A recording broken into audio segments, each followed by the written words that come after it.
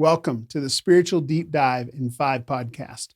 So glad you could join us to spend some time reflecting on God and His love for each of us today.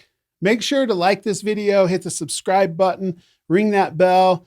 That way you'll never miss out on any of our content. The Spiritual Deep Dive podcast is posted Monday through Friday by Christ Church of Flagstaff here in Flagstaff, Arizona. And you can find more information about our church online at ccof.church. Thank you so much for watching, and we are so excited to see what God is going to do in your life because you are committed to spending time with Him. Have you ever noticed that you and I think a lot of people do this. We put our life into different boxes. We have our work box, we have our family box, we even vacations like a different box. Like we can't wait. You already know your next vacation, don't you, right? And then we have our God box in church and worship and life. They don't always go in the same box. We separate them. Look at what we find in Romans 12. These next couple weeks of deep dive in 5, we're going to look at this particular chapter from Paul's letter. He says, "Therefore, I urge you, brothers and sisters, in view of God's mercy, to offer your bodies as a living sacrifice, holy and pleasing to God.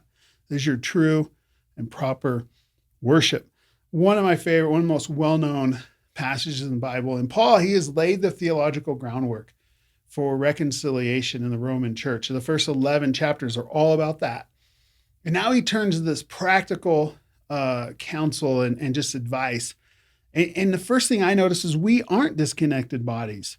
See, your body and your everyday walking around the world is what he's saying.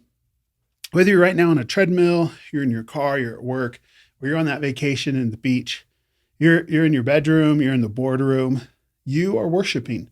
You and I are living sacrifices. And it's just an interesting thing that's the way Jesus' new covenant works. And why is that?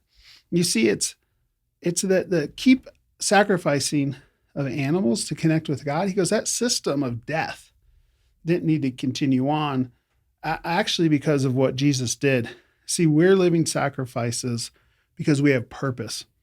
And we have much more purpose alive. A living sacrifice is allowed to have ongoing purpose, where the old system, where someone died or an animal died until Jesus came, wasn't. There's no purpose after the event. See, only in the Christian faith, rooted as it is in the supernatural acts that took place in history, the incarnation, the life, death, and resurrection of Jesus, only Christianity, only following Jesus has the moral authority as well as the effective power for you and I to transform human life according to His divine intervention. F.F. Bruce, well-known theologian and commentator, says it this way. He says, "The sacrifices of the new order do not consist in taking the lives of others like the ancient animal sacrifices, but in giving one's own life."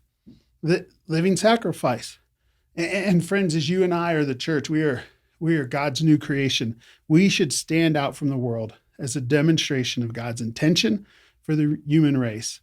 To be culturally identified with the world is to place the church at risk. See, you and I, Matthew 5, Jesus said, are to be salt and light, purifying and lightening this culture that we find ourselves in. And so today I just ask this question: how can you today be a living sacrifice?